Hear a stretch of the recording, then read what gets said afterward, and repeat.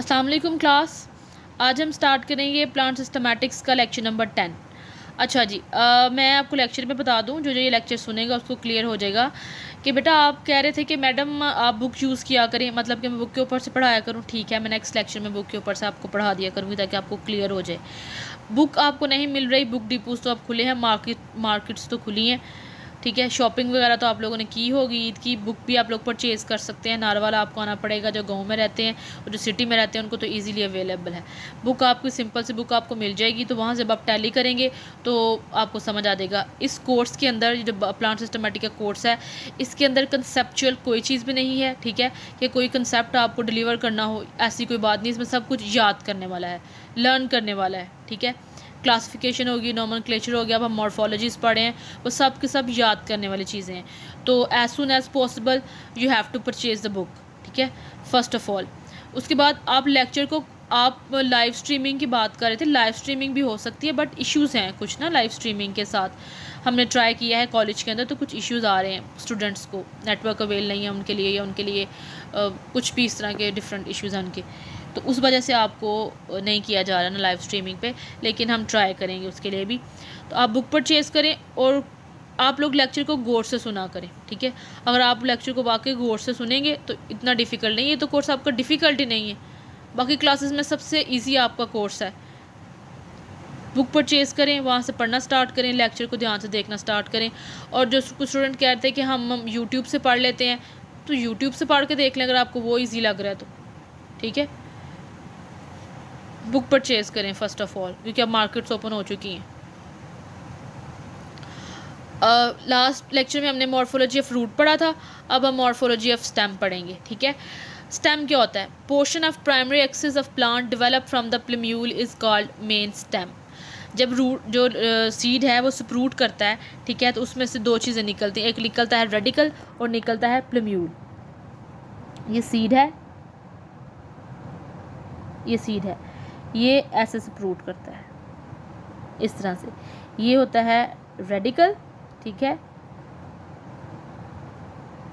This is plumule. Radical क्या बना देता है? रूट। प्लम्यूल क्या बनाता है? Main stem. Portion of primary axis of plant develop from plumule is called main stem. Clear हो गया? Primary axis, this is primary axis, सबसे पहला axis. Axis with leave called shoot. अब ये एक्सिस है, ये प्राइमरी एक्सिस है, इससे आगे ये मज़ीद नया एक्सिस निकल रहा है जिसके ऊपर क्या है? लीव्स हैं। इसको हम क्या बोलते हैं? शूट बोलते हैं। ये मेन स्टेम है, मेन स्टेम से आगे ये प्राइमरी एक्सिस है, जो सेकेंडरी एक्सिस निकल रहा है जिसके ऊपर शूट, जिसके ऊपर लीव्स प्रेजेंट है, उसे हम क्या बोलते हैं? शूट बोलते हैं। Clear? Nodes and internodes. Stem की सबसे बड़ी क्वालिटी ये है कि स्टेम के ऊपर डिस्टिंग्विश करैक्टर इसका ये है कि इसके ऊपर नोड्स और इंटरनोड्स प्रेजेंट होती हैं। जब भी किसी भी प्लांट पार्ट के ऊपर आपको इस तरह से नोड्स, दीज आर नोड्स, ठीक है, ये नोड्स और इनके दरमियान वाले पोर्शन को हम कहते हैं इंटरनोड्स। ये क्या है? नोड्स हैं, इनके दरमियान, नोड्स के दरमियान वाले पोर्शन को हम क्या बोलते हैं? इंटरनोड्स। जहाँ भी आपको नोड्स और इंटरनोड नजर आएंगे, इट्स मीन ये क्या है? स्टेम है। Leave arise from the node. ये नोड्स हैं, नोड से क्या निकलते हैं? लीव अराइज होते हैं। यहाँ से क्या निकलेंगे? यहाँ से लीव अराइज होते हैं। Clear? Between two nodes internode. दो नोड्स के दरमियान क्या प्रेजेंट होता है? इंटरनोड। क्लियर? पॉजिटिव जियोट्रोपिज्म, मतलब ये किसकी तरफ मूव कर रहा है? इस तरह से ज़मीन के अंदर भी गड़े हुए हैं और ऊपर को एयर की तरफ भी, तो ये पॉजिटिव जियोट्रोपिज्म मूवमेंट शो करते हैं। क्लियर? ओके जी। उसके बाद हम पढ़ते हैं types of plant on the basis of growth season, कि ग्रोथ सीजन की बेस पे हमने क्या किया है? प्लांट्स को डिवाइड किया है, एनुअल्स, बायनियल्स और ट्रीनियल्स। एनुअल्स क्या होते हैं? लिव सिंगल ग्रोइंग सीजन, जो सिर्फ एक ग्रोइंग सीजन ग्रो करते हैं, एक दफ़ा हम उन्हें लगाते हैं, उसी सीज़न में हम उन्हें काट लेते हैं। For example rice, wheat, tomato. Rice को भी हम क्या करते हैं? एक सीज़न में लगाते हैं, 5-6 महीने बाद उसकी फसल पक के तैयार हो जाती है, हम उसको हार्वेस्ट कर लेते हैं। Same with wheat, same with tomato. Biennials क्या होते हैं? लिव 2 ग्रोइंग सीजन, जो क्या करते हैं? 2 ग्रोइंग सीजन ग्रो करते हैं, एक विंटर और एक आफ्टर विंटर। इसकी एग्जांपल क्या है? रेडिश और कैरेट।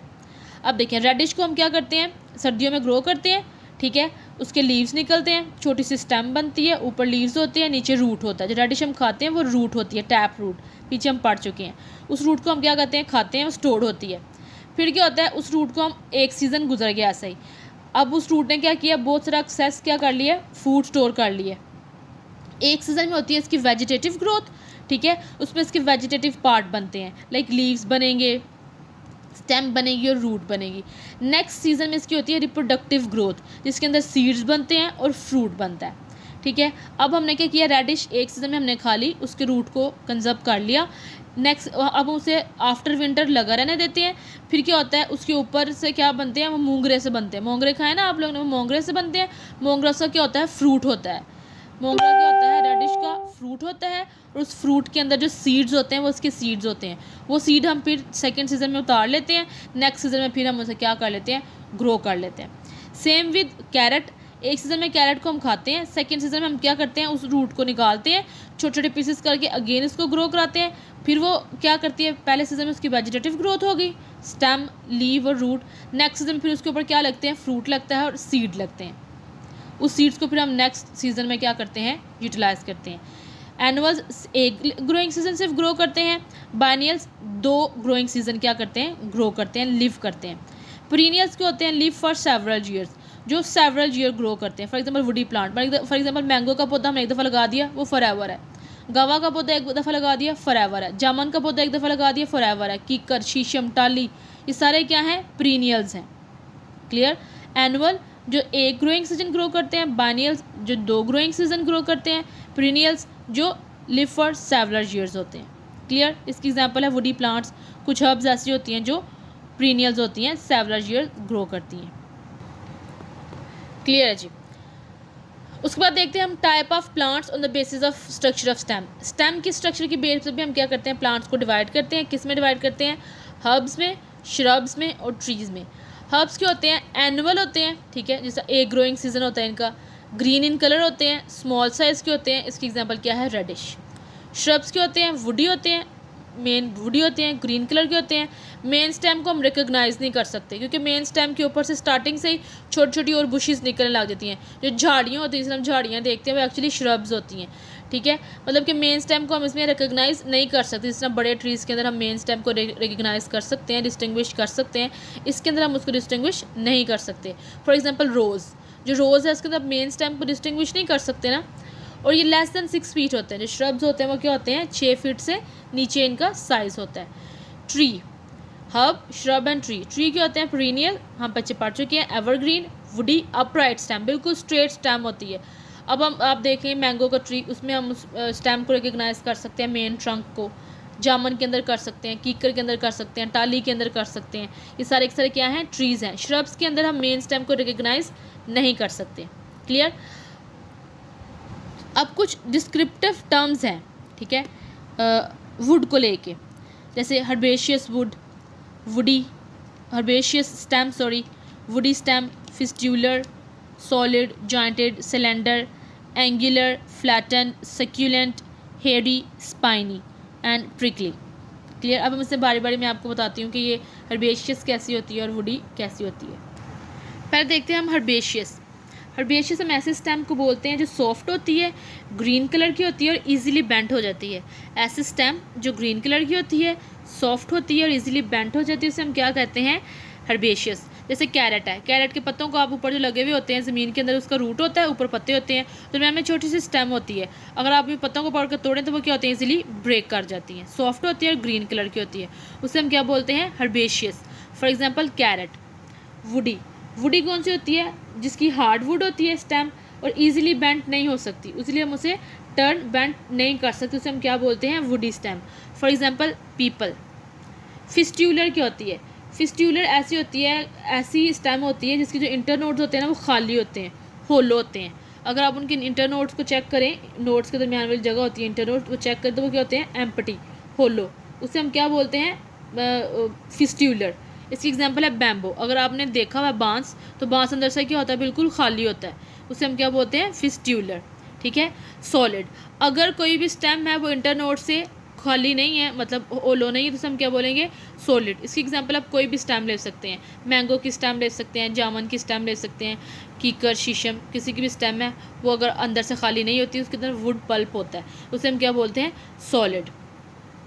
जॉइंटेड, अगर ऐसी स्टेम जो कि नोड्स के ऊपर से स्वॉलन होती है, इसके नोड्स के होते हैं स्वॉलन होते हैं, उसे हम क्या बोलते हैं, जॉइंटेड स्टेम बोलते हैं। इसकी एग्जांपल क्या है, ग्रास। अगर आप किसी भी ग्रास को देखें तो आपको क्लियरली उसके नोड्स और इंटरनोड नज़र आ रहे होते हैं। जो यहाँ में इंटरनोड्स होते हैं वो पतली सी होती है, लंबी सी, और जहाँ पे नोड आता है वहाँ पे थोड़ा सा उसका स्वॉलन सा पोर्शन होता है। सिलेंड्रिकल, अगर किसी के अंदर भी जो है वो हमें नहीं नज़र आ रहे, ठीक है, ये जो हम बात करते हैं ग्रासेस के अंदर बिल्कुल स्ट्रेट और राउंडेड स्टेम होते हैं, उससे हम क्या बोलते हैं, सिलेंड्रिकल। इसकी एग्जांपल है रोज़, ठीक है। ग्रास के अंदर मैं कह रही हूँ ना कि नोड्स के ऊपर आपको स्वॉलन पोर्शन नज़र आता है, लेकिन सिलेंड्रिकल के अंदर आपको स्वॉलन पोर्शन नज़र नहीं आता।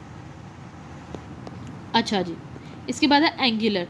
अगर कोई भी स्टेम इस तरह से बिल्कुल स्ट्रेट नहीं बल्कि रिजिज और फोरोस के साथ अप एंड डाउन की फॉर्म में प्रेजेंट है, रिजिज और फोरोस की फॉर्म में, तो हम उसे क्या कहेंगे, एंगुलर। इसकी एग्जांपल क्या है, ओसिमम, न्याज़बू। फ्लैटेंड, अगर बिल्कुल फ्लैट है, फ्लैट स्टेम है, उसे हम क्या कहेंगे, फ्लैटेंड स्टेम। इसकी एग्जांपल क्या है, ओपनशिया।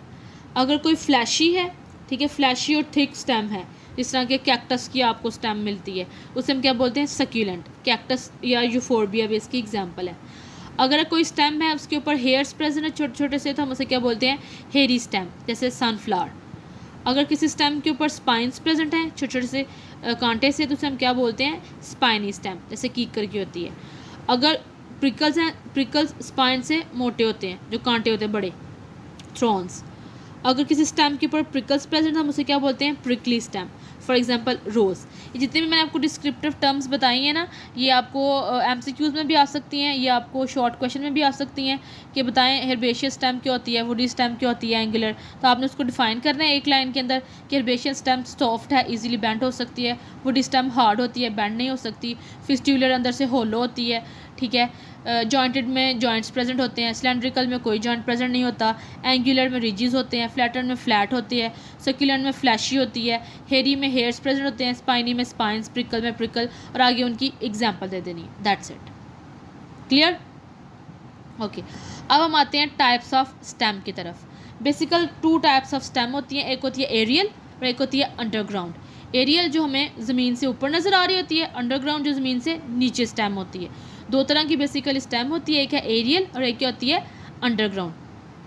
आज हम एरियल को थोड़ा सा इंट्रोडक्शन पढ़ते हैं, इंशाल्लाह नेक्स्ट लेक्चर में हम इन दोनों को एक्सप्लेनेशन के साथ पढ़ेंगे। एरियल स्टेम कैसी होती है, जो रिड्यूस्ड होती है, ठीक है, रिड्यूस्ड एरियल स्टेम, जैसे कि छोटा साइज़ होता है। एरियल स्टेम क्या होती हैं, रिड्यूस होती हैं, जैसे कि टर्निप के अंदर ज़मीन के नीचे इतना बड़ा सा रूट है, ऊपर छोटी सी स्टेम है और उसके ऊपर बड़े बड़े से लीव्स होते हैं। इरेक्ट, बिल्कुल सीधी होती हैं, जैसे ट्रीज़ के अंदर बिल्कुल इरेक्ट होती हैं एरियल। वीक भी होती हैं, जैसे कि ग्रेप्स की। एरियल स्टेम में क्या क्या क्वालिटीज़ हैं, रिड्यूस भी हो सकती है, स्मॉल जिस तरह के टर्निप के अंदर, इरेक्ट बिल्कुल सीधी भी हो सकती है जैसे ट्रीज़ के अंदर, और वीक भी हो सकती है जैसे ग्रेप्स की, जैसे मतलब चढ़ने के लिए या परवान चढ़ने के लिए या ग्रो करने के लिए किसी सहारे की ज़रूरत होती है। अक्सर हम उसे किसी सपोर्ट के साथ बांध देते हैं, फिर उसके ऊपर वो यूँ क्लिम्प करती है। क्लियर। अब बाकी जो हम इसको एरियल को अंडरग्राउंड को नेक्स्ट लेक्चर में तफसील से पढ़ लेंगे, कॉम्प्रिहेंसिव पढ़ लेंगे। क्लियर, ओके जी, थैंक यू।